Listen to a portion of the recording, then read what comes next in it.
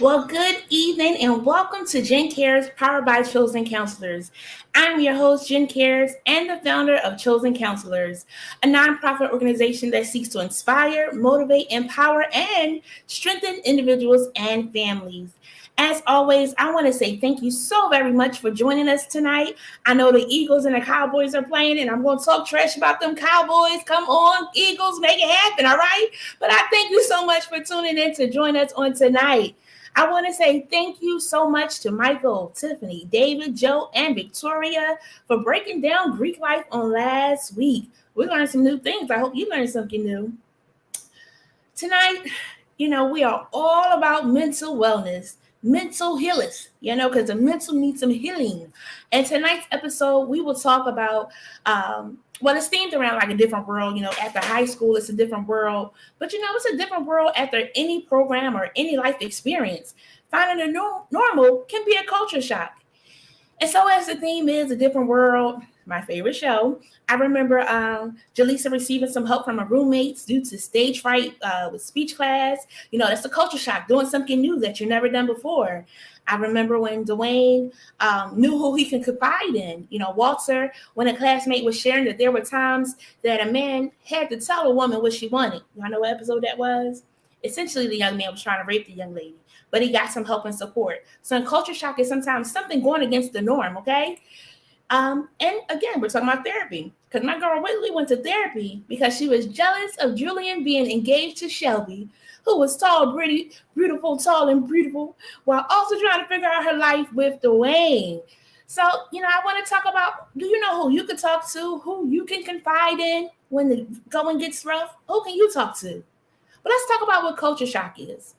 Culture shock, it may include the shock of a new environment, meeting new people, eating new food, or adapting to a foreign language, as well as the shock of being separated from the important people in your life, such as family, friends, colleagues, and teachers. And this last year, being on quarantine could have been a little culture shock for some of us. But tonight we're going to talk about it. And I have my good friend, Dr. Cynthia Chestnut. It's going to be amazing. Let's see who's here. Grand Even from our fan tribe. Hello, Naya. Thank you for joining us. Lisa, thank you for joining us. It's going to be good. So guess what? Please like, share, comment, and let a friend know what we're talking about because it's about to get good. Again, tonight we have Dr. Cynthia Chestnut. She knows what she's talking about, and she's going to help us with culture shock. Woo! Welcome, Dr. Cynthia. Woo! Hello. Good evening. How are you? I'm doing well. I'm doing very well. Thank you. Awesome. It is so good to see you again. Thank you. It's so good to be seen. You know what? So good to That be part right seen. there. Oh my God. And it's great to see you as well. Yes. So we're going to get on started over here at Jen Cares. We always start with a quote of the day. And today's quote of the day is, "What is right with you is more powerful than anything wrong with you." Nan Henderson. Again, what is right with you is more powerful than anything wrong with you. What are your thoughts on that? Oh my goodness. We are so critical of ourselves throughout our life. We bring our children in this world, and one of the main job of a parent is to keep the child safe. And then you want to teach them how to navigate the world. And so everything that you pour into them is about navigating the world. And so in our social life and our education life and all aspects of life, they're full of challenges, and doubt comes in. Doubt comes in. Doubt comes in about self. Doubt comes in about how you think, who you are, the color of your skin, your body shape, Yes. your hair, your eyes, your lips. Yes. I love it. So many aspects, your intellectual well-being, all these different parts of self affects us. And so we go through life, sometimes people, the social life and just hearing how we're developing sometimes can make somebody feel like I'm not enough. I'm not enough, or I'm limited. or I'm not doing as well Yes. as I should be. Whatever comes in, whatever doubt that comes in about self. Mm-hmm. So sometimes we have to remind ourselves as well as remind each other, you know what? You're more. Yeah. You're more than anything that anyone will ever think or say that's wrong about you. Yeah. What's right about you Yeah. is everything. Mm. Such a good one. And I actually stole that from Dr. Chestnut as we were going back and forth for emails. I saw in her signature. I said, that is the perfect quote for tonight. Because sometimes we do feel like we're less than. And that culture shock sometimes is because we're feeling like we're less than. Like, I can't do it. It's a new environment. They're going to laugh at me. They're going to tease me. Oh, I'm not as skinny. Oh, I'm not as pretty. Oh, I'm this. Oh, I'm that. Yes, And finding out that who you are, what is right with you, as you are created authentically, you is yes, more powerful than anything that's wrong. So yes. what, you got a hole in that shoe? You still walking, you That's still doing right. the thing, you still making it work. So That's right. yes, That's right. There yes, was a time that folk didn't have shoes. yes, Okay? They walked on cardboard, they put it together. yes, Mm. yes. I love it. Yes. Hi, Joyce. Joyce said, "What's wrong about me is everything." I'm sorry, what's right about me is everything. Absolutely. What's right about you is everything. And guess Yes, what? it You is. are more powerful than anything that is wrong. The Absolutely. songwriter said, "My good days outweigh my bad days, so I won't complain." And sometimes those bad days seem so big, but the Yes, good days is that we got another chance to try again. And yes, that's more powerful than somebody else not being able to have that chance. As we said, I'm glad to be seen, glad to be alive. yes, It was something that, you heard the older folks say and things like that, but I was like, no, it takes a different meaning. I'm glad to be alive. I got one more chance to try yes, to do better today. yes, yes, yes, yes, Good already. That's a good quote. I'm gonna use that one again. What is right with you is more powerful than anything wrong with you. Ah, yes, yes. so All good. about resilience, Oh, tapping God. into your resilience. Yes. Yes, We're gonna yes, talk about that too, resilience, because that's important. yes. But segue real quick, as always, friends, I have prepared some questions to guide tonight's topic.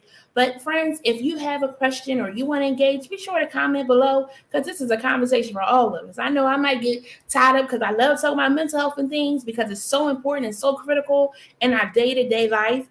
Sometimes we're conscious of it, and sometimes unconscious, meaning sometimes we're aware and not aware. And I always want to shine a light that sometimes life can get overwhelming, but there's somebody that can help you. You are not alone. So let's talk about this resilience before we get into the other pieces. What is the resilience and why do we need it? Oh my goodness. I like to call resilience your bounce back. How do you bounce back? I mean, just in simple terms. I don't want to Yes. give a textbook term, but it's Yes. all about bouncing back, Yes.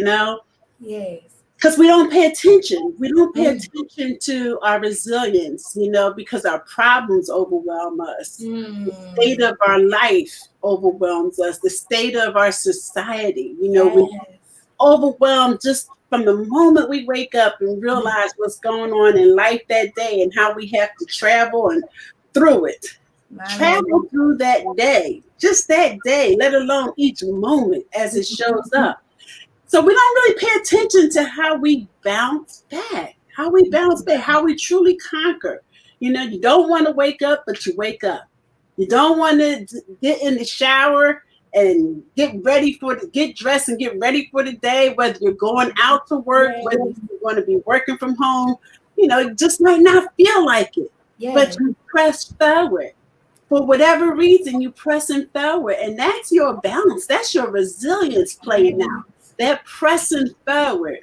You feel discouraged, and then you might look at some affirmations, or somebody might say something to you to affirm you, or to feed you something for your emotional, mental well-being, spiritual well-being, any part of you in terms of your well-being. Yes. And somehow you just change your mind. You change how you see it. Your lens shift, you Yes. know? So that's that bouncing back. That's that resilience playing itself out. You think that you can't make it through something, and then the day goes by, you made it through, and you're like, how in the world did I do that? That's resilience. That's Yes. that bounce back. That bounce back. We bounce back, and we need to pay attention to our ability to do that and to celebrate No matter how small it seems, to celebrate it, recognize it, know that you can do it, know that it's in you to push forward, to know that you do have resilience. You Yeah. made it through yesterday, you'll make it through today. Yeah. Back. Yeah, it's bounce back. Resilience is bouncing back. You know, I was funny as she was talking, it was so soothing, and I was like, "That's the therapist in her of how like you soothing and like because a lot is happening, so you want to like help the client to be calm as they're sharing. They're sharing a lot. They're overwhelmed. I'm like, I Yeah. could bounce back too. Like you done encourage me. I could bounce back. We can bounce back. That's right. We bouncing it back for each other and just give it back to each other. Because Yeah, that's that bonding connection too in it. yeah, You know, our yeah, chemistry, just yeah, connecting on how we encourage and fortify each other, how we yes, metabolize, yes, metabolize our yes. trials, our tribulations, our challenges. It's just all in our bodies, all in our chemistry. And we can push forward, we can bounce back. I love it. Great intro. But tell us about who is Dr. Chestnut? Tell us about yourself. Wow, who am I? I used to have an exercise where I would tell people to say who you are without identifying what you do. What is your Mhm. identity? You Mhm. know, and it's not about your profession. Take your whole profession out, take your work out. Who Yes, are you? Who yes. are you? And so I guess what I would like to say about myself, first of all, is that I am a child, an adult child of a living mom. Yes. I am a mother. I am a widow. Mhm. I became a widow in January of this year. And so I'm trying to learn and embrace that part of myself. Mhm. Um, I am, I like to see myself as a loving, compassionate, and very passionate human being, Mhm. um, woman, a woman of African descent. I'm an African American. I Yes. embrace my Blackness. Yes. Um, I am a believer because I do believe in God. Yes. Um, and I am one who loves serving, who values purpose, embrace purpose, seek out purpose daily in Yes. my life because I choose to live a purposeful life. Mhm. So there's so many things that I can say about who I am, but I hope I have given people just a little blurb, a little idea of Yes. shifting how to think of who you are Yes. apart from the role that you play professionally or in Yes. your job or your career. Yes. Yes. That's it. And all my friends listening, who are you beyond what you do day to day? Yeah, The root of who you are. yeah, Because that's goes beyond what it is that you're doing. That causes you to do what it is that you do. It shapes how you do what it is you do. yes, yes. You know, I can say I'm a social worker all day, but if I'm nasty and mean, I'm not too good of a social worker, am I? It's that character underneath that title. Am I living up to it? Well, if you're nasty and mean, you might have a purpose and something behind that. So it's okay to identify with being that, having that part of you show up, but how you work through it. Yes, yes, that's it. How you bounce yourself through it. How you bounce yourself through it. Oh goodness, goodness. Oh, so so good. And condolences to you and losing your husband. Thank you. It's a process. It's a culture shock, you know. What Yes, was the norm is now changing, and how yes, you embrace that and bouncing back from it and moving yes, forward. yes, So absolutely. wishing you love and joy as you continue to go through that bounce back, because that is a new adjustment. Yes, it is. Yes, it is. Thank you. All right, all right. So thank you for sharing who you are. I just wanted to share some things. As you see, she is doctor, so she knows what she's talking about. But even what she has been saying, you get that she knows what she's talking about. You get that it's genuine because we try to bring good people over here. That's going to give us some good stuff. That's going to metabolize. I mean, use that metabolize us. You know, give us that shock that we need to help us to go forth. Yes. So what did you do? The theme is a different world, so it's always talking about one of my favorite shows.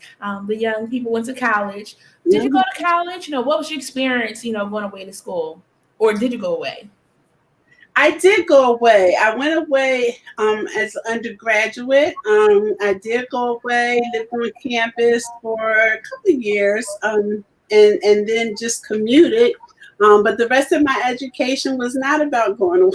It was about, being right, and probably in a different city or a different state, but commuting. Okay. Okay. But yes, so culture shock as it relates to being in school, as it relate, and let's even just talk about it as it relates to this day and time. This day and time, the culture shock of having to transition. We knew that technology was going to blow up sooner or later as related to education.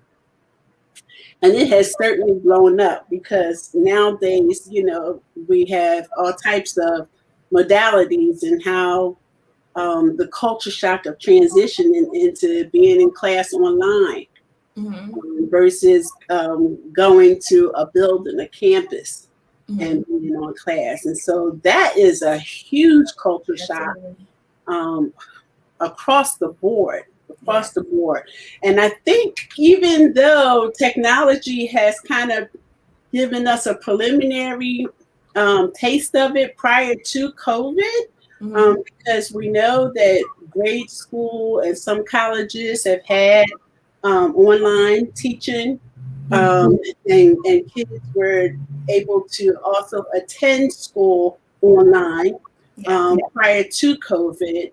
It has truly stretched itself through COVID, whereas it's just no other option sometimes that it has to be online. But we're transitioning and moving back in some ways of being in person and going to school. But we have hybrids where there's some days you're in school, some days you're online.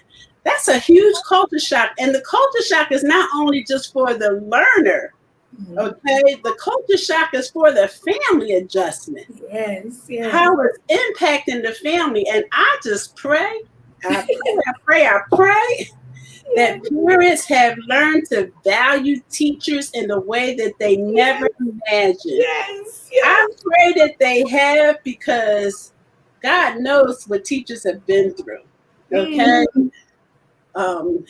And the challenges that teachers have faced. And I hope that there's a new appreciation that comes out of it where parents are engaged in a way that they are truly being available as much as they can and involved as much as they can in communicating with the schools, and just supporting their kids and supporting their education in a way that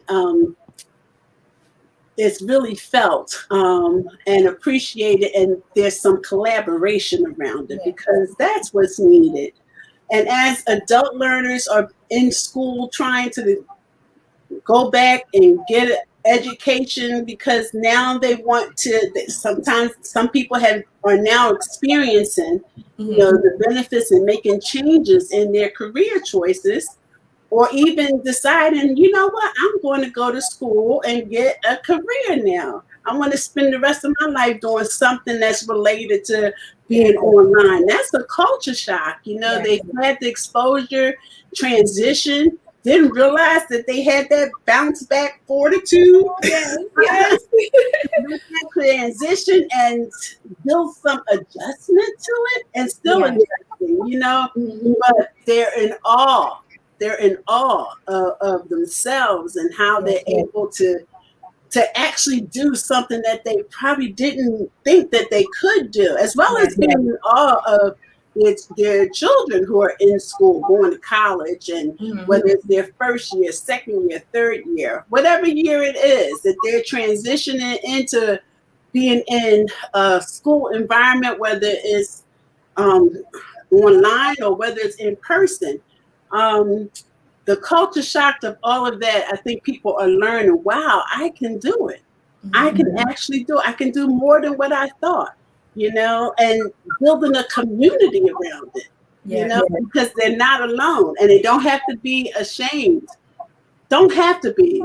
Some people still are of what they don't know, but they're not alone. And there's more conversations around support and helping one another.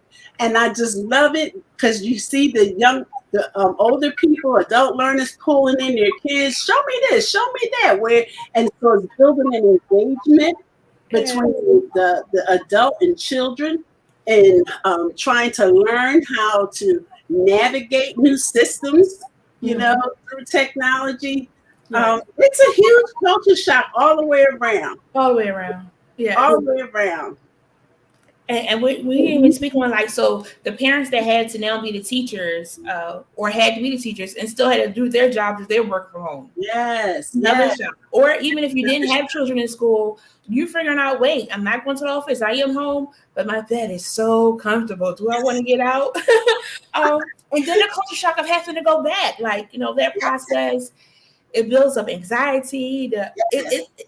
A whole bunch of different things that's causing culture shock, not just education related. Do I get the vaccination? Do I not get the vaccination? Yes. Oh my gosh, this person has this person has that. Before it used to be like cancer was the bad C word. Now the bad C word is COVID. So it went from one C to another C. I need them to get a new letter. But it's a shock. And finding out how to survive through it, all the mental pieces that come to it, like, am I going to be okay? Will I make it? Is this what I should be doing? Am I doing the best that I can do? Am I being protected? Is this one mask good? Do I need two masks? Or is this high school diploma good? Do I need a degree? Or is this job okay? Or should I go to this job? Am I fulfilling my purpose?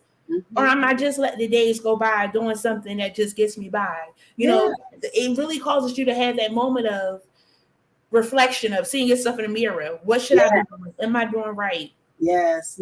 Oh, you make so many great points, and I love the idea of what you said in terms of parents having to, like, even transition in their workspace of having to learn how to do their work online. Yeah. And then just employers getting that exposure and that experience of, how can I transition some of what we do online, so that we can still, have the production that we need, serve the people with our products, whatever our products are. Yes. Just that it's just affected our life and how we live and how we socialize, how we interact, how we provide.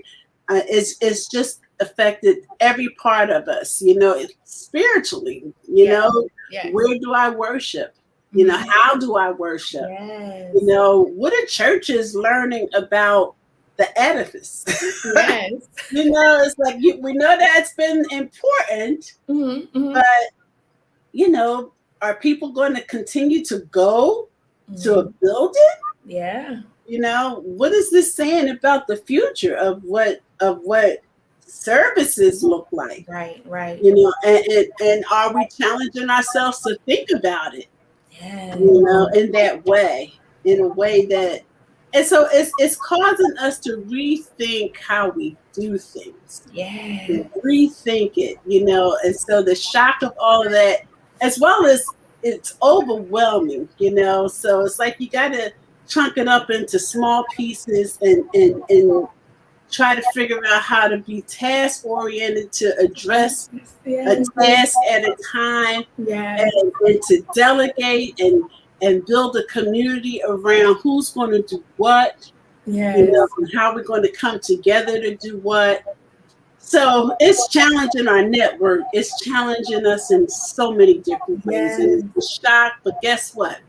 Resilience. Yes. Don't have to necessarily, you want to know what's wrong, what's going on that's wrong, what we need to fix. But we also want to press through with what we know that is right, and how we're going to serve and how we're going to continue to deliver whatever we're delivering, educate ourselves in whatever way we need to educate to prepare ourselves for the life that we're choosing to live, the life that we have purpose within ourselves to live, the life that we feel called to live, so it's major transitions and adjustments. Major transitions. That was good too, because that was a good example of the church, because like the churches, everybody used to go into service and things. They started. We started the option where you could like do the lives. That was something, and people got comfortable with that. Prior to COVID, it was like, hey, if I miss church, it's okay because I could catch it on live and things of that sort. But then it was solely live. It's like, oh, wait a minute. For those that were used to getting up and going out, I'll tell on myself. You don't got to tell on yourselves. If this was you, I'll take it for the team. You wake up one morning or you woke up just in time because you didn't set your alarm because you thought you had time. Then you just lay in the bed and listen to the sermon. Might have caught it all, might have nodded a little bit, things of that sort. It was an adjustment, and then like in some churches they did over the phone solely, so you couldn't even like see and interact and things of that sort. That was an adjustment, and it caused people to find out: do I really believe in this thing beyond what they do on Sundays and Wednesdays? Can I stand on my own 2 feet? And culture shock sometimes really causes us to see what we're made of. Are we tough? Yes. Are we bouncing back and forth like a rubber band? And things like that. And that was such a good one, as you said, I was like, that was really good in the church because, and even now, like some people are still on the telephone. Some people are, able to go back. Some people are just watching live, but it's also a good track to know, has your relationship grown? Has it gotten stronger? Has it gotten weaker? Like, where are you at on that tadpole and things of that sort? Because life's still been happening. Life is happening. Yes, it is. Life is happening. 1 step forward, 2 steps back, still been happening. Have you become stronger in your faith? Have you become stronger in your skills? Have you become stronger in your mind to know that I still can make it through? To know that I still can bounce back? Yes. That's good. I like that one. Great. And let's not even mention wardrobes, in terms of the investment and some of the motivation that people had in terms of, now they're looking at their closets and they're like, well, maybe it's time to get rid of some stuff, and home renovation. People are now or had a chance over the past year or so to pay attention to the things that they wanted to accomplish in their homes. So it's just amazing all the adjustments and transitions that we've had to make and still are making. Yes. Culture shock is real, friends. That's all we're saying. And it started off because and the thinking of it was like the culture shock that I had when I went away to school. But since then, there's been so many other culture shocks. Like, wait, this is what adulthood is really like? Can I get a refund? Being a kid was funner. Toys R Us knew what they were saying. I want to be a Toys R Us kid. Sign me up. It's so fun to be an adult. It's fun to be an adult, but it also takes a maturity. It takes that resilience of the bounce back because sometimes you get your way, sometimes you don't. And that's a culture shock. Growing up, your mama made the food. Your mama made sure them bills was paid. And when you become an adult and you find out, oh, wait, I got to do that? Oh, wait, I got to do this? Oh, huh? I got to work. I got to work because I want to keep the roof over. I got to work because I need food. I got what? That's right. That's right. It's a shock. We're trying to adjust to this new norm, Yes. It is a new norm. You're absolutely right. So it's like, what's the projection? What would that look like 10 years from now, 20 years from now? What will life look like for us? I imagine, and I just hope that we do well, that we come together, that we use our strengths, that we support each other in a way that we help each other metabolize, our sufferings in a way that becomes a resource of strength, and that we use our stress, we use our anxiety, and let it push us into motivation. We can shift it. Just paying attention to just the little ways that we make the shift. You got up this morning, you ate breakfast, you went through your morning, got to lunchtime. Every little thing you did is an accomplishment. Not to be taken for granted. We do take it for granted. But if you think about all the things you've done from the time you woke up in the morning till lunchtime, just alone, let alone till 3 or 4 o'clock, 5 o'clock in the afternoon. Think about all the little things that you accomplished. Let that encourage you. Yes. So you know what? I can do it again. I could do it again. I can do it again, and I may be able to put a little bit more on my plate in doing it again. And Yeah. also, as tough as it is, Mm. and I want to highlight this point, and that is we've got to make time for leisure. Mm. We've got to make time for leisure because in leisure comes restoration.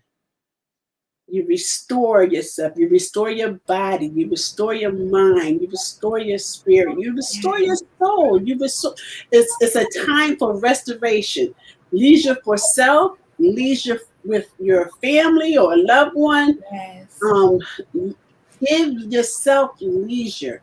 Mm. Identify and when you're going to have it, at least once a week minimum. Okay, if you can build it in twice a week, that would be great. Yes. But make a commitment to give leisure to yourself because that's a time for refueling yourself and restoration. Now, question: why is it so hard for us to give ourselves leisure? Culture, Mm. our culture, we don't value it. Our culture doesn't value it. You know, it's ripping and running. You know, how many people work actually one job? Mm. You know, people were working two jobs, Yes. and going to school. Yeah. So and that was before COVID. You know, there's been some shifts since COVID. Okay, Mm. because you just can't Right. for a number of reasons, and Right. narrowed it down to COVID. Mm-hmm. So it was a norm, Yes. to push, push, push, push, push, push, push. So we didn't really value leisure, because you always had something to do. Mm. And what did that do? It also made us not value sleep, you know? Ouch! I feel like you're stepping on my toes right now. Wait a minute. I'm Yeah, trying to do better. I'm trying to do better. yes, and we have to because our pituitary gland releases what we need released during sleep. It Yes. restores us. Yes. Okay, it fuels us. It gives us what we need to start all over again the next day, and Yes. not just 2-3 hours. We if you can get 7 minimum hours Mm. as an adult, Yes. 7. If you're a child, 10, Mm. 9 or 10 hours of sleep. Mm. You'd be surprised if you teach yourself how. If you can't fall asleep, lay down, rest your body, Yes. rest your body. Not with a book, unless a book will help you to shut it down, Yes. but not with something stimulating. Not with the phone, Mm-hmm. unless it's going to help you shut down. You're Yes. not supposed to transition into activity that's going to get your brain waves moving rapidly again, and you'll be preoccupied and cannot sleep. But something to help soothe and shut you down so that you can go into a REM sleep. And listen, I'll pull a plug in for sleep studies. Mm-hmm. If you cannot sleep, if you have a hard time sleep, get a sleep study Mm-hmm. so that it can be examined and and determine what is prohibiting you from getting a good night's sleep. Mm-hmm. Mm-hmm. Some of us have sleep apnea and don't even know it. Wow. Don't even know it. But we've conditioned ourselves Mm-hmm. to stay right in the rut race of Mm. sacrificing sleep, Mm. rest. That's a good one. Now, also, none of my friends, chosen friends that are listening, don't send me no messages about listening. We were talking about the problem with creatives that sometimes your mind is going so much that you're always thinking of different things to do. And sometimes you get sleep, sometimes you don't, and you have to find that balance. I'm working on it. Don't send me no messages, is what I'm saying. Um, but Cammie said that some see leisure as slacking, which is good. Because sometimes you feel like, oh, I'm not doing something. I'm supposed to be doing something. And you got to find some time to really just breathe. I was talking to a friend the other day, and it was talking about had some free time, like think about nothing. I was like, I don't think I ever thought about nothing. So there, and Carrie makes a good point in terms of see it as slacking or lacking in being the best that you can be. But I think that also contributes to the stereotypical messages that are negative, that makes us sacrifice and push forward into over preoccupying ourselves. You know, I would say that if you're getting more sleep than anything else throughout your whole 24 hours, then and that happens on a daily basis, then yeah, maybe you need to consider, it's maybe first of all, maybe you need to consider, do I need a sleep study? Okay. Because if you're tired like that, something's going on. Right. Your sleep is not regulated. So if you're tired like that, get a sleep study. Find out what are your brain saying. How is your brain functioning for you to need that much sleep? Okay. Children can have sleep studies too. Okay. Because sometimes children will show up with ADHD behavior, and it's really they're not getting enough sleep. So they're having a hard time being regulated, and they really don't have ADHD. So the hyperactivity and the impulsivity that you see, and the struggle in attending and focusing might have more to do with the lack of sleep that they're getting. As opposed to medicating them around ADHD. That's good. So is your baby getting enough sleep? It might not be ADHD. Might not be ADD. Might not. Didn't say for sure, but if you let them get some more sleep. Or put them on a schedule, Yes, a schedule.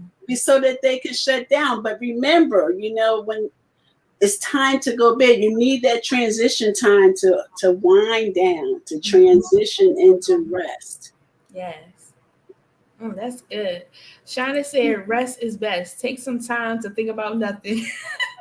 Good luck with that and thinking about it. And so that's a great point, Shonda. And I would also say define nothing. Because nothing to one might not mean nothing to the other. So it's like, and then nothing comes with steps. Okay, because some people have a hard time. Well, how do I not think about anything? Right. How do I shut down to that point? So what are my steps?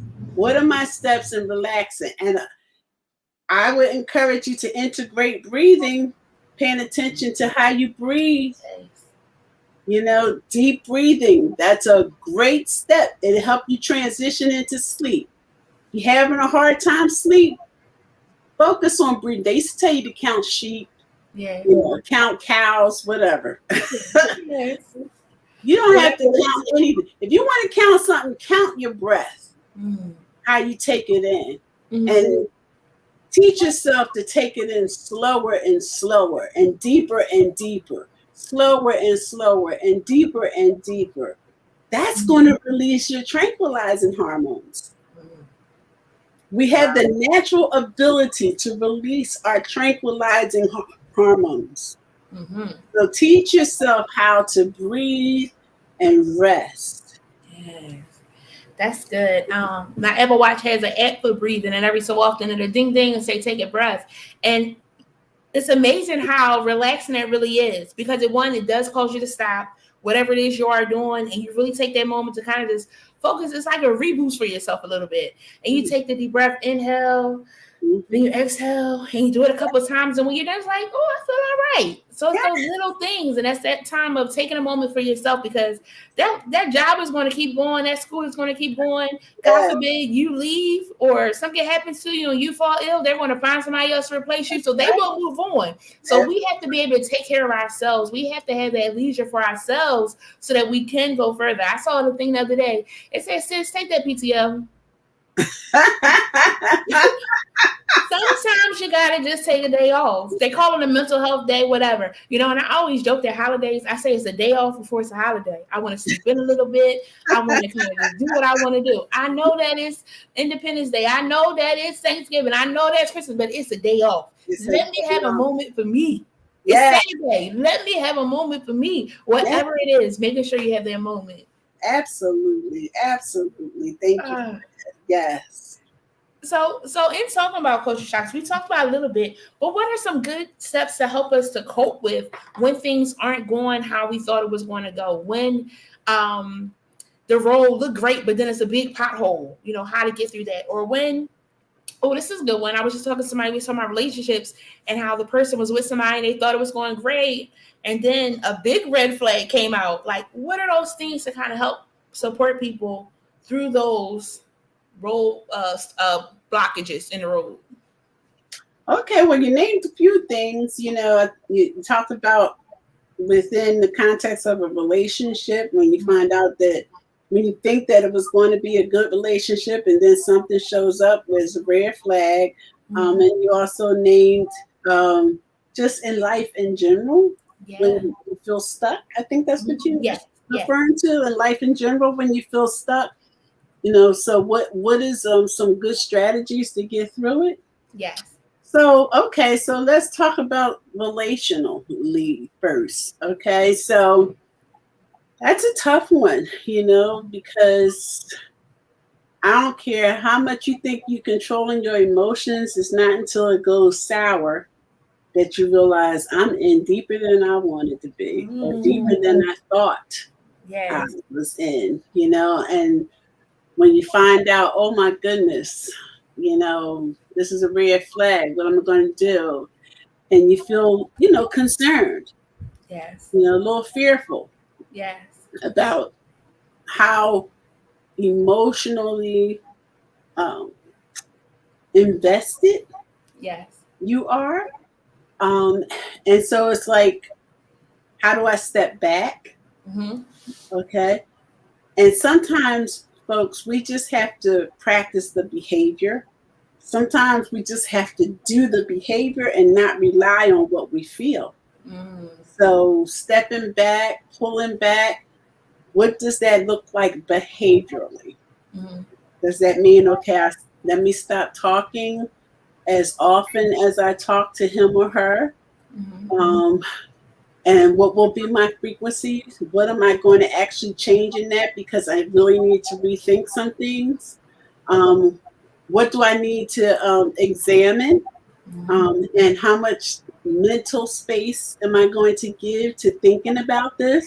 Mm. Because you got to look at what it's costing you. What Ah. is it costing you? Is it costing you mental energy? Is it costing you emotional energy? Is it costing you both as well as physical energy? Mm-hmm. What is it costing you? And is it worth it? Is the cost worth it? That's good. So you got to pay attention to that. And if you're questioning if it's worth it and you feel like maybe I should pull back, then define what pullback means. Mm-hmm. Make sure you define whatever you do in behavioral terms as well. Okay. Okay, because sometimes it takes a while for emotions to catch up. Mm-hmm. Sometimes it takes a while for our thoughts Such to a- rationalize it all, put it together, Yes. for us to have a whole narrative about, what it meant. Yes. So that's just real talk, plain talk.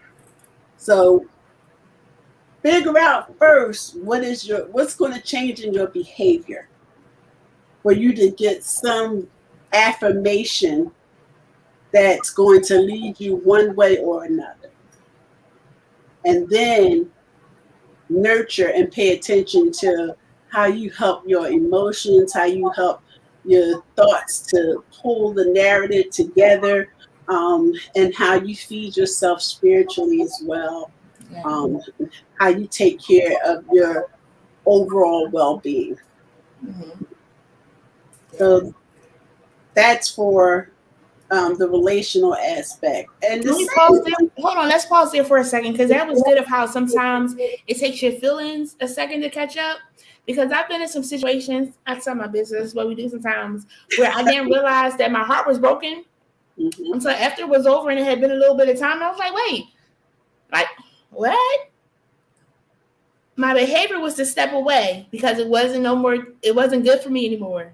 Mm-hmm. But it wasn't until I stepped away and then it wasn't really like part of the day to day. I was like, wait, Mm-hmm. my heart, it Yeah. aches. It Yes. hurts. Yes. And now going through that process too. So like after you defining what that behavior looks like, and then it's like a domino effect because it could then formulate in different ways, different thinking patterns, different, things that you start doing. It's like you don't even know why you're doing it. It's like, oh, wait a minute, because I did that. Mm-hmm. So knowing that it can cause a domino effect, but as you are intentional and mindful of what it is that you're doing, why you are doing it, it's for your betterment. Knowing that sometimes as you adjust to that new road after stepping away, it's a process too. It is a process. Yes. Well stated. Thank you. Absolutely. Yeah. Mm-hmm. Yeah. So then the other one was just life things, with those roadblocks. And you were saying it's kind of in the same vein of identifying. It is kind of in the same vein because, and then let me add this piece too, because this is a very important piece. You can't do it alone. You really need a support system. You need somebody or somebody's, that you can turn to and talk to, run to, Yes. escape. Yes. So you need support. You need people there, tangible people there to help you through it. Because sometimes those moments get tough. Yes. And sometimes in those tough moments, you want to, go back into what that's not good for you or you're not ready for. So it's like, who's going to be my escape? Can I use, my friend as an escape to help me through it?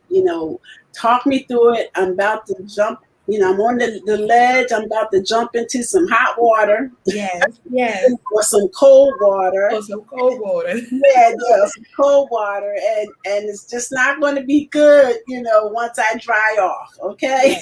Yeah. It's just not going to be good. I like that. Yes. So it's like, yeah, so sometimes, we need somebody there to kind of help us not to fall into our temptations for immediate gratification, to soothe and satisfy us in the moment. Yes. So it's like, I want to be able to make it, to see myself differently once I get past this, so yes. I want to know that I'm doing what I need to do. But even if you relapse, even if you fall back, use it as a stepping stone, make sure you learn something. Don't fall back and not learn something. Don't fall back and not that part right there. Learn something, sis. Learn something. Yes, teach yourself something when you fall back, okay? And don't let it be the same thing over and over again that you gotta learn, because you're going to have to eventually try to pass that test, okay? Because the test is going to come back. It's going to keep coming back if you keep on coming back. I just got to be nice. I got to be nicer. That's what it is. And then I'm nicer and it still happens. Like, what? Let me be nicer. Like, how much nicer can you get? Yeah. I love that you said relapse, because that's big. A lot of times we use relapse in like the drug addiction world and things of that sort. But too many other times if we are not in that, situation, we relapse in some other things. We keep on getting hooked up with people, places, and things that mean it's no good. And then we try to talk about somebody else, but sis, bro, you're doing the same thing. Yes. What lesson are you learning so that you don't keep slipping and sliding in the same thing? Yes, absolutely. Absolutely. You're so right. Relapse is a big word, and it can be applied to so many different areas of our life. Don't be afraid of it. Don't be afraid of it. Yes. Okay? Use it and let it teach you something. Yes. Okay? Because if you do it, if we relapse, know that you can still recover. There was that bounce back again. That your resilience is waiting for you. It's always waiting for you. It's waiting for you to recognize that it's there and to know that it's going to it can carry you through. It really can carry you through. Just have to use it and pay attention to it. Shamika is in the comments cussing, talking about accountability partners. Why is that important? Yes, that's the word right there, Shamika. Accountability partners. That's who you want to turn to. That word is important because, well, some of us need to really surrender to the idea of being accountable. Mm. Because I know we all grown, don't have to answer to people. You know what I'm saying?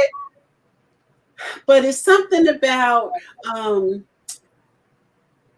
it's hard sometimes to be accountable to yourself. Mm. You can say that you want to do something, but we can also make excuses for ourselves to relapse in a way like, okay, I'll push it off and do it next time. And then next thing you know, you develop this pattern around next time. Mm-hmm. And it's like I can't seem to. It's like it's like a diet. I'm gonna put it off. Okay, I'm just gonna Yes. eat this. I'm gonna put it Yes. off. Okay, next I'm gonna do it tomorrow. Yes. You know, Yes. next thing you know, you got a whole lifestyle around Yes. that time and doing it tomorrow. Whole life. Yes. So with that being said, as an illustration, we do the same thing, as it relates to relationships. You're going to put it off. But in the meantime, Yes. you're getting yourself more involved in ways that you don't know that you should be because you're questioning the red flag that you saw. Mm. And the red flag is getting redder and redder and redder. And Yes. it's starting It's to on look. fire. Yes, and it's starting to look like blood. Yes. Darker. So accountability is something you want to build in your life, and have some people that will hold you accountable, and to kind of remind you, and as well as be graceful and compassionate around when you do fall. But sometimes you need somebody to give you tough love too, Yes. and say, you know what, I'm going to give you the tough love that you need and remind you how it's hurting you and how Yes. you're getting deeper and deeper into something that you are concerned about with this person. And it's clouding up your vision more and more and more, you Mm. know. But I'm going to be here and stand by you, so that as it becomes clear to you and you decide that, you know, you're not going to continue eventually, Mm-hmm. I'm going to be here to help you and be with you so you Yes. won't feel alone, Yes. you know. So you need somebody to be accountable to give you the tough love with compassion. Yes, I like that. I like that you said a piece about accountable to yourself, and sometimes we're not doing that, and that's why you need somebody else Yeah. because we all have this component where we don't want to disappoint somebody. And if I choose you and say I'm going to be accountable to you, I'm going to do those things to the best of my ability. I may relapse, but I'm gonna try to get back on that bike and keep Yeah. going because I Yeah. don't want to disappoint you. And that's the benefit of having that accountability, knowing that you have somebody that's looking up to you, pushing you to help you get there, and you don't want to disappoint them because they're rooting for you. Not to say that you won't, but if you do mess up, they can still help you to get back on the right track. But it's only if you're honest. And Yes. that's a piece that people don't want to do. I had this conversation the other week with somebody, and eventually I felt like they weren't really being totally truthful. That does me no good. It Yes. does you no good because it really doesn't affect me because my life is my life. You're telling me about your life, and if you can't be honest about your life, you can't go forward. You're going to stay stuck. You got to be able to be honest. Yes, you do. You have to be able to be honest. And sometimes people are ashamed to Mhm. be vulnerable and Yes. letting others know about what truth they really see about Yes. themselves. And so vulnerability is tough. Yes. It's very tough.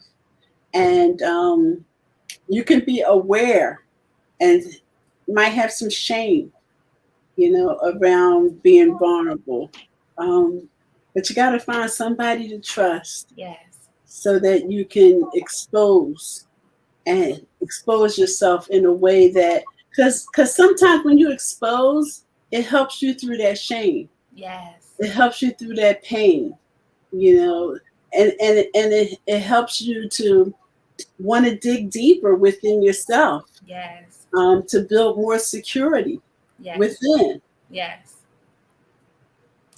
And with that shameless plug, if you don't have a person, you may want to find a therapist, a professional that can really help you process. Because Yes. it's one thing to talk to somebody about things, but you want to really get to the root of some of those things. Why Yeah. am I always upset?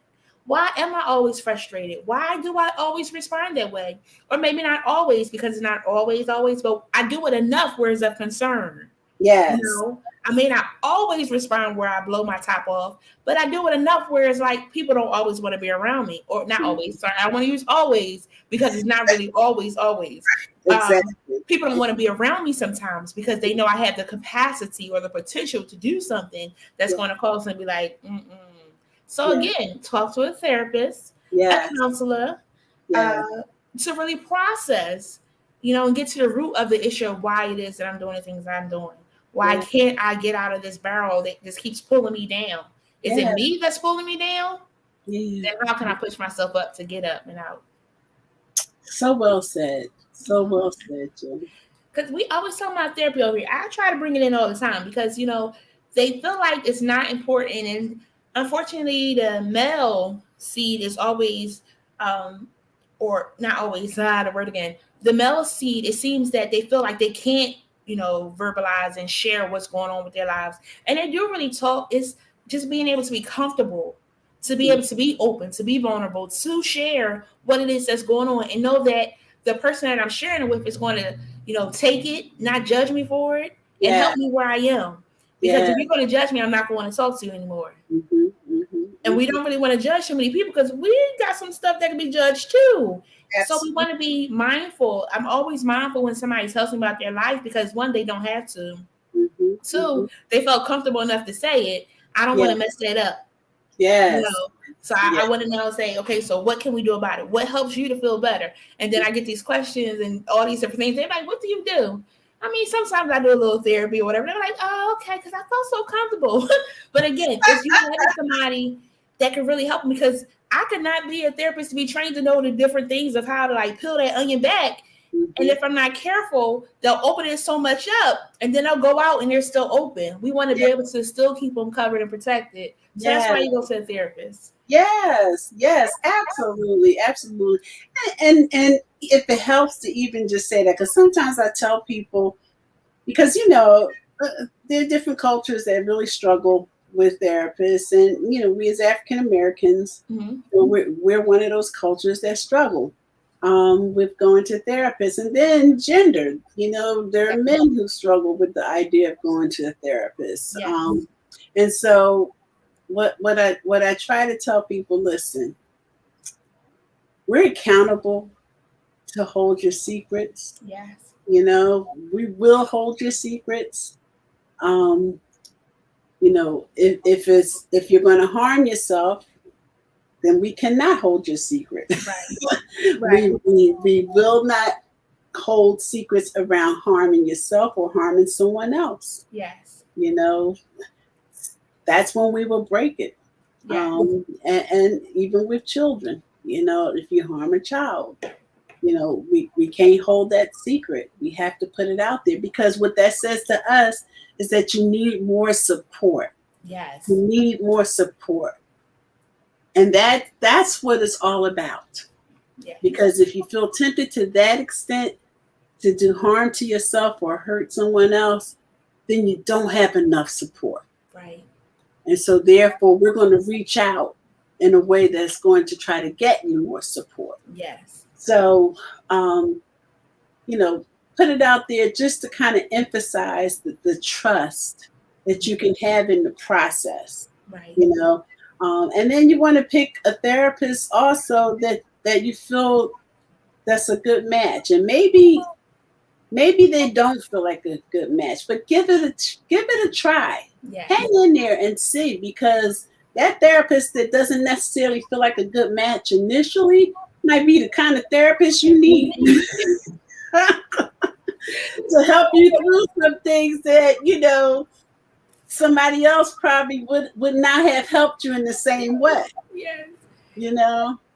And that part right there, the therapist, because somebody say I went to a therapist and they was just like, there was too much in my business.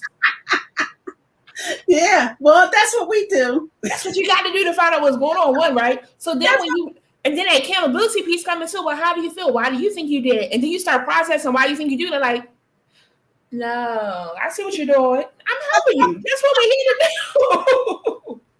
Yes, yes. You gotta be able to be honest with yourself, and that's what therapy helps you to do. To really identify why it is that you are doing what you're doing. Why you keep going from John to Joe to Sam. My dad wasn't in my life, or they just give me different things. But why can't you be stable with one person? Or is it that you prefer to be with all those people? Just know that everybody doesn't want to be with all those people, so you have to deal with the consequences.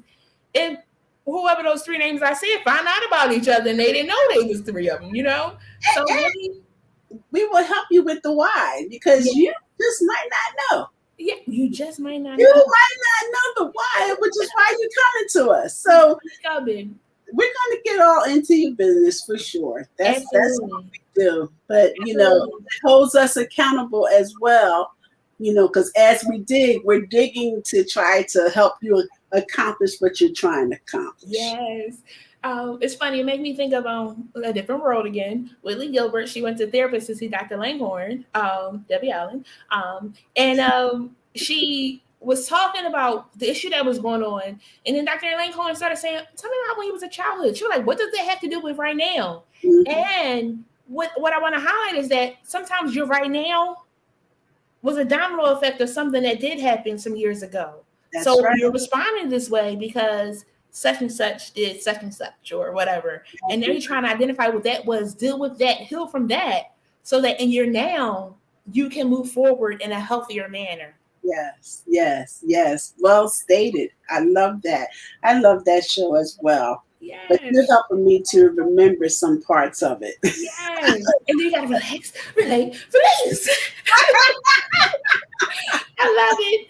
And then it's fun. And what I also love is that it also highlighted how a therapist is human too, because Dr. Langhorne was already going through with Whitley and all her stuff. And then Jaleesa and Colonel went to get therapy too, because they just got married and was adjusting. And somehow the therapist ended up at the holiday dinner.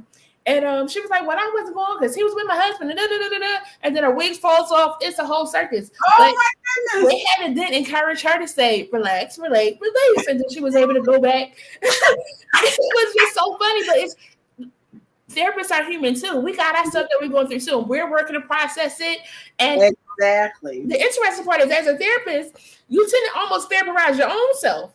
Mm-hmm. Because you're like, well, why am I feeling this way? Let me pinpoint. Why am I off today? What happened? Blah, blah, blah. Oh, it's this. That's what's going on. So y'all not the only one. We get it double, because if we want to see somebody, they're helping us process it. But we're also doing it ourselves because we want to be the best version of ourselves too. And that's all we're trying to help you do. But exactly. And we should be trying to practice what we preach. That as well. Especially when it comes to self-care. Absolutely. And I'm working on it. Yes, we are. We're working on it. We all work in progress. So in therapy, what would you want somebody, if somebody had never considered therapy, what would be your elevator pitch to try to get them to consider it? Well, I'm not one that thinks that everybody needs therapy, quote unquote, but I do think that sometimes we need tune-ups. Mm-hmm. Sometimes we need maintenance. Yes. And so therapy can help with that. Because, you might be doing things well and used to doing things well, and you're questioning some part of your life where you're not sure about something in particular. Yes. So sometimes people call that life coaching. But sometimes people can't pay out of pocket for life coaching. So get it assessed to determine if it's a therapy need. And a therapist through a consultation will help clarify what you need. Yes. So, feel free to at least just take the step to see, do I need therapy or do I need something else? I have referred people who have contacted me to other types of support Mm-hmm. because what they needed from me was not what I could give. Mm-hmm. And so it's good for us to have a Rolodex, Yes. helping people to know where to turn. Yes. Yes. So feel free to reach out. And if you don't know, feel free to reach out and let us help to determine where to turn to Yes. get the kind of support you need. Absolutely. It's like with the doctor, specialist that you have to go to. So that one doctor, if that's not their specialty, they'll refer you to somebody else. And you want to be able to trust that who they're referring you to will help. But again, you also knowing, because I'm not going to say that. I know we talked about how sometimes you go to a therapist and it's not a good fit and it's really not a good fit, or sometimes it is a good fit and we don't know that. But I unfortunately have made referrals sometimes for children to go to some organizations and it wasn't a good fit. Like that therapist ripped the band-aid and it was really too soon for that child who was really going through so many other things that called a ricochet of other things. And the Yes. parent was like, we can't do this. So somebody that's really going to, another piece of a therapist too is that, or who you go to, they slow walk it. They give you the highlights of what it is. If we do this happens. It's like the what is it? The risk of mismedicine. It can cause da, da, da, da, da, da, da. Give you some of those pieces so that you know the big picture, but really picking at it a little bit at a time. Because again, to pull something so big, it's a lot. It's years for this to grow. So it's Yes. going to take some time for it to heal as well, Yes. and not expect anything to happen overnight. Yes. So that's the big piece too. Well said. Absolutely. Not going to happen overnight. So patience is huge. Yes. Patience with self. Mm-hmm. I remember when I deliberately told myself, you know what, God, I'm not going to pray for patience anymore. Don't, for real though, don't do that, because you're going to get some success. I mean, if you want to test the waters, you go ahead and then you call me and tell me how you found out how you got patience. I'm not going to pray for patience anymore because, I'm going to be challenged no matter what. Yes, Okay, and I'm going to exercise. So I was like, you know what? Maybe I shouldn't pray for patience anymore. Let me just let patience have her perfect work. And let me just learn how to die daily. So, just die so daily. that I can let patience have her perfect work. Yes, long suffering. Yes. And some temperance, let it build in me some of this fruit. Let me start acknowledging, I see the fruit. Yes, hilarious. Because that's real, because we'll ask for something and then we find out, oh, wait, it takes that? I got to do that? What? I'm good. Yes. So, learning how to be patient with yourself is a major step. And a major step in paying attention to, again, how other fruits are showing up. How's love showing up? How's kindness showing up? How's patience showing up? How's long suffering showing up? How's temperance showing up? How's caring showing up? Are we giving ourselves caring behaviors, and are we giving caring behaviors to others? So patients show up in different ways, and so use it to pay attention to how it's showing up and to see how you're growing. Yes. In the process of waiting. I love it. Don't forget, friends, if you ask for it, let me know how it work out. I don't ask for it. I learned my lesson. I'm the only one that learned that lesson, huh? And it's funny because, like, I had some friends, they'd be like, I just admire how I have patience and you just be waiting. I was like, I was 5 seconds ago. But again, what I've learned, this is the thing of patience that I've learned. Let me help you in case you were thinking of asking. Let me just show you what it is that I learned. It will come when it's time. Yes. If it comes before time and you're not ready, you're going to be upset. So you might also wait to trust that it will come when it is time. I was talking to a mentor the other day, and she said, so if this was happening right now, would you be doing what you're doing? And I was like, You're right. I gotta wait because also some things that we want can throw off what we're currently doing. So you have to trust that when it is time, it Yes. will come. Now, Yep. again, if you feel like you still need patience, go ahead and ask. I stand in agreement with you. And now tell me how it works out. For sure. Yes. For sure. Because it's going to work out no matter what. Patience is going to be coming no matter what. No Through matter life experiences, all your challenges, embrace the patience you get through that. Yes, yes. So I just had two more questions I want to ask, and I want you to give us a recap. But I was watching this movie a little while ago. I like watching movies. I just learned something new, and I like when they have like a therapist piece in it. But in this movie that I was watching, the therapist had trouble separating their personal baggage from the client's baggage. So what happened was the therapist mate had cheated on her, so the couple in front of her was having that problem. She's like, no, he no good, girl. You need to leave him. He is no good. And the guy's like, huh? Like that wasn't even the situation that was going on. They didn't come in about that. It was some parenting concerns because he come in, she had a child already. But the therapist had their own baggage. So Wow. what support would you give if someone was to have a situation where they did connect with someone that confused their issues with the client's issues? That's a great question. That's a great question. I, I just kind of believe that it's really okay to challenge your therapist Mm-hmm. about perceptions. Yes. I think that that's going to help you trust the process. Mm-hmm. So if you have a therapist that is giving you a lot of opinions, advice, you know, feel free to query and say, where does this come from? Mm-hmm. Are you telling me A, B, and C because you know where this leads Mm-hmm. based on your exposure? Or are you telling me A, B, and C because you think that based on what's going on in my life and how you've gotten to know me, that I need to consider these things? Feel free to challenge where it's coming from. Yes.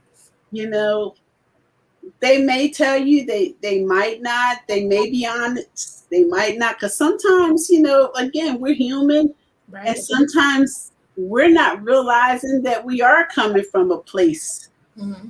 that really is more of a projection of what we're giving you, as opposed to it really being, a part of who you are and your story. Mm-hmm.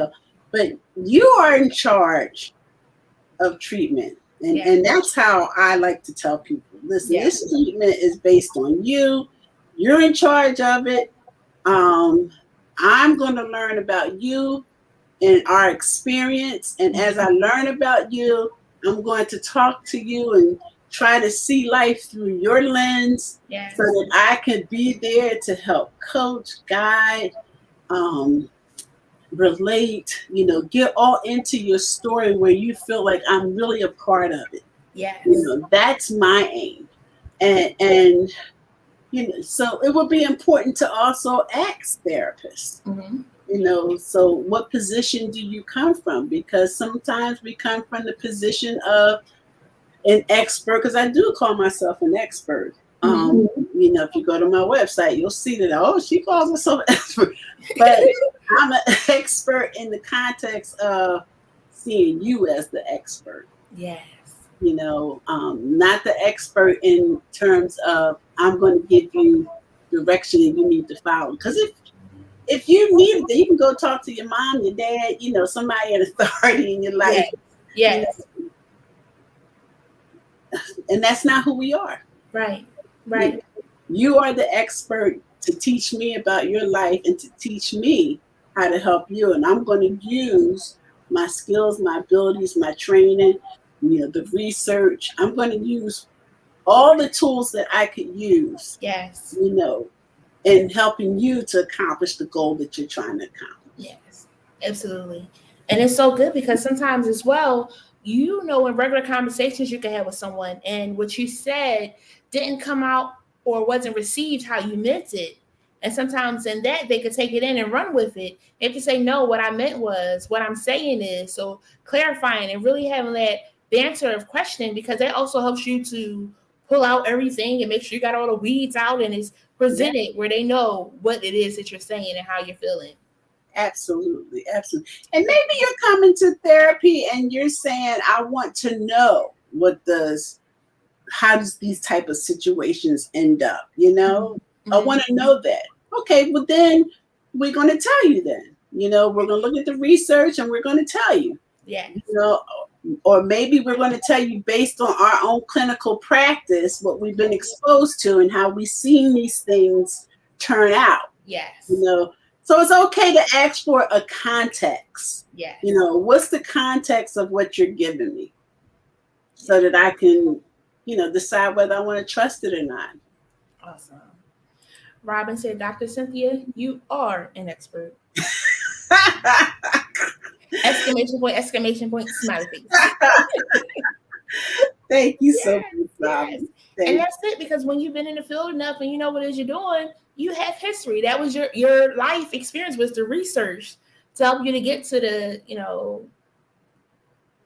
answers that you get to, History does repeat itself. And yes, you may be different, but there are some things that you pay attention to. Again, you can sometimes pick up when somebody's lying. Yeah. And feel free to, are you saying as the therapist or as the client? As the therapist, you can pick up when the client is lying. Yeah. Well, the story is going to, the narrative will just show up. And I don't really try to inspect sometimes, right. If it's a lie or not, because if people are telling me a lie, then there's a meaning behind that. And that's the part I want to say too. That the line is not bad. It's just that's where you are at the moment. So you feel like the sky is blue or the sky is purple. You'll say the sky is purple, and you're saying that not necessarily a lie per se. Let me clarify that. It's your perception of it. Your experiences has caused it to be purple. But the hope is that through our processing, through our conversations, through the goals that have been set, you can now say, oh, maybe it is blue. Oh, maybe it's white, the clouds. It's different things that happen where a glimmer may cause it to really be purple, and that's your perception. But then there are some times where you're getting to the place of being your truest version of you. You're not at that point to be so comfortable to share so much. So a story could be that you just withheld some things. Not necessarily a lie, but, we still call it like a little white tail and things of that sort. But the hope is that we want you to be truthful. We want you to be honest because, again, it's all about you. You are the expert. We're trying to help you to walk out to know, I know a little bit more about myself, where I can describe myself without using my title and things of that sort, because I know who I am, and that's what it's about. Yes. Well said. Say, Dr. Cynthia was a supervisor at one of the places I was at. So for her to be telling me well said, this was some years ago, that means she's still doing a good work over here. Go ahead, Jay. One of the best. Yes, you are. I'm an expert in training, Robin. I'm an expert in training. So just my last question I wanted to ask you was about some just mental health 101. What are some flags for us to be mindful of with supporting others? If we're seeing some red flags where they may need to talk to somebody, what are some things we can do to support them? Yeah. So that goes back to what I was saying in terms of maintenance, just if you might not need therapy, but we all have challenges. Yes. We all have challenges in our life, and sometimes some challenges are harder than others. It's okay to, some cultures, they call their spiritual leader first, and that's fine. Go right ahead and call your spiritual leader. But it's also okay to just call a therapist, when you feel like you're struggling with something. Make sure you have a good support system. Yes. If you don't have a good support system or you want to build one and you want to see a therapist around helping you build a good support system, then use the therapy to help build that. Yes. Sometimes you might have an EAP, employee assistance program, that you can turn to as opposed to using your insurance, because sometimes when you use your insurance, you got to pay out of pocket before the insurance start paying. But if you have an employee assistance program, you can use the employee assistance program. And then, believe it or not, some therapists will see you pro bono. Mm-hmm. So feel free to inquire, to make that phone call, and let it be the first or second step in trying to understand, you know, and what I dealing is, and what I am dealing with, is it really something I need to work through in therapy, Mm-hmm. or do I need some other type of support? Yes. Yes. So trust your senses, trust your gut, um, trust yourself, to reach out and ask for help, or look to inquire Mm-hmm. about what kind of help I need. Yes. So good. And I was sharing with Dr. Cynthia before we even started, like how Gen Care started. From doing therapy, I found that if I could connect the family with a resource, that helped lighten the load. So you didn't necessarily need therapy. You just needed some support because you were overwhelmed because you couldn't make that bill. You were Yeah. overwhelmed because you thought it was just you and your kids and y'all were just trying to make it and it was going haywire. But if I could connect you with some activities for the children, that lightens your load a little bit. You could be a little freer, a little bit, of things of that sort. And that's what it is. Sometimes it's just being connected with some resources. Yeah. However, talking to somebody is still not bad. As she said, EAP, Employee Assistance Program, is the most underutilized service ever. It's If free. It's through your job. And you can call and talk to somebody. It's a therapist that you would speak to. It's confidential. You can just talk about, the sky was blue today. And mm-hmm. Ironically, it was a time where I was calling some families for my job, and the parent was just so excited to talk to another adult. So sometimes it's just being able to talk to somebody, Yes, yes, So whatever that looks like for you, making sure you find that. yes, absolutely, absolutely. Oh, Robin said, listen, if Dr. Cynthia is mentoring you, then know you are on your way to being an expert. You are an expert in training. However, on the other hand, you sound like an expert. Okay. Look, I may have to schedule an appointment with both of you. I got you, Robin, pro bono, because I'm an expert in training. Let me see You, what else she said. Dr. Sin, this is why I had to invite you to the She Shines conference. Girl, you are shining on this live. Ain't she? Robin, you shining too, Robin. Shine yes, you on. are, Robin. Yes, you are. She's Yes. amazing. She is amazing. Oh, Yes, celebrating sisterhood yes. is what Robin is talking about. So look out for Yes. it, because it's definitely going to be amazing. Yes, I'll have to look that up. Please send me the information so I can look into it, so I can do it. And Absolutely. supporting things.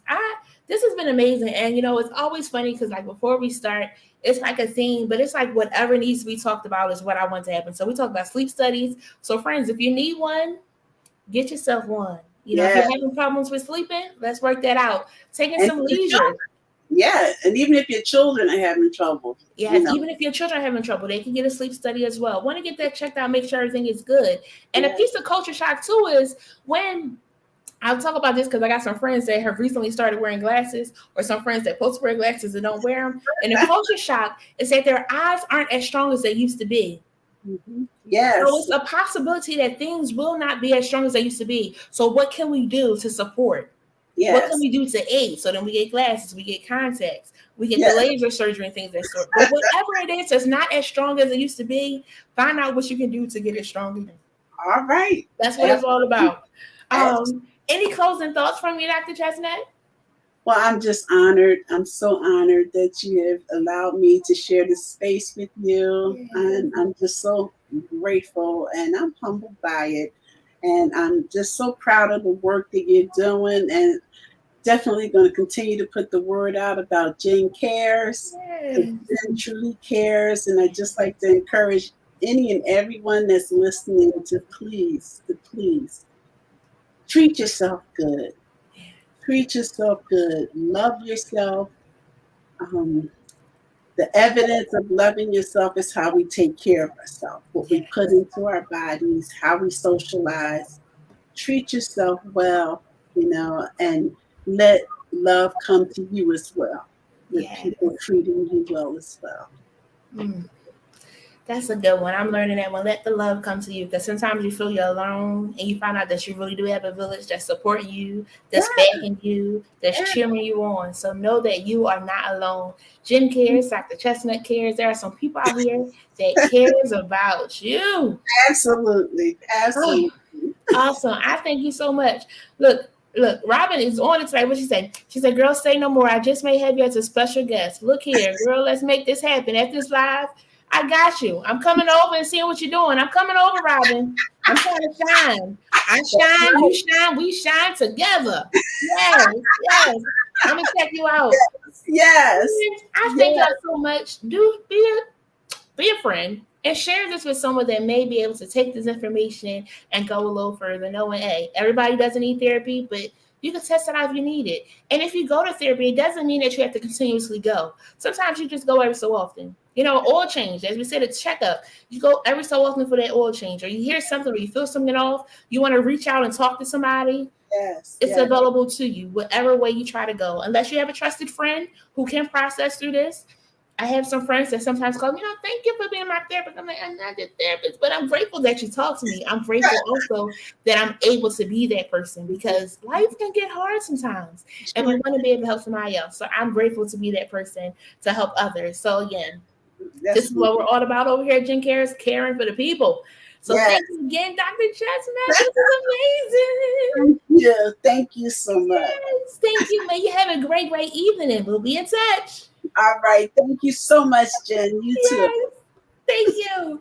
Okay. Tonight we had Dr. Cynthia Chestnut, and she did an amazing job, don't you think? I think she did good. That was good. So I want to say thank you to all my friends for joining us. Don't forget our quote of the day. What is right with you is more powerful than anything wrong with you. Such a great evening. I have some announcements for you, so don't leave just yet. The first thing I want to share about is Snack Attack. Snack Attack is here. College students are encouraged to register today by visiting our website at chosencounselors.com and selecting the Snack Attack link. Winners will be selected this Friday. I know somebody might say, why y'all doing it so quick? Because it doesn't take long to do something good for the community. We have some college students that have been filling out the form, because that's the only requirement that you are a college student. We're going to then send a care package with some goodies and things, because I remember getting care packages when I was in school, and it was amazing. And that's why we're doing it, to be able to be a blessing, to encourage a student, to let them know that we believe in them. So if you know somebody, send them right on over to our website, complete that form, and you may get picked on Friday, because we're going to send them out this month. It's going to be amazing. You get a basket. You get a basket. Sort of, you got to fill out the form. And then I could be Oprah and be like, you get a basket and you get a basket. All right, let me get serious. The next part. Last year we did a virtual play, and it was amazing. And guess what? This year we have partnered with Lady Chaplin to present Soul Thing, written by Lisa R. Dennis, and it's going to be good. As a child, I saw this play. It was called Can You Reach My Friend? And it was amazing. That play resonated with me so bad. Like, I was like, when we doing it again? When you doing it again? And now we are doing it again. So if you are an actor, a singer, or want to volunteer and participate in this theater production, please call or text me at 215-792-3185, or you can email me at chosencounselorsinc@gmail.com. All I need is your name, your phone number, and your email address, and we'll get you on that list, because it's going to be amazing. The play last year was amazing, and I am so excited for this one. Last but not least, let me tell you about what we got going on for October. Check it out. Jen Cares, powered by Chosen Counselors, invites you to our October series, Faith Walk. Beginning on Monday, October 4th, we will have Dante Kennedy for the Jeffersons episode. Tune in on Monday, October 11th for the Hidden Figures episode with Antoinette Lawrence. On Monday, October 18th, we will have Coach Early Jackson for the Good Times episode. We will then close out on Monday, October 25th with Pastor Barbara Monteague for our It's a Faith Thing episode. This will be an American Sign Language interpreted segment with guest Crystal Blue. Tune in on Facebook Live or on YouTube by searching Chosen Counselors on Mondays at 8 p.m. Be sure to mark your calendars and tell a friend, as this Jen Care series is brought to you by Chosen Counselors.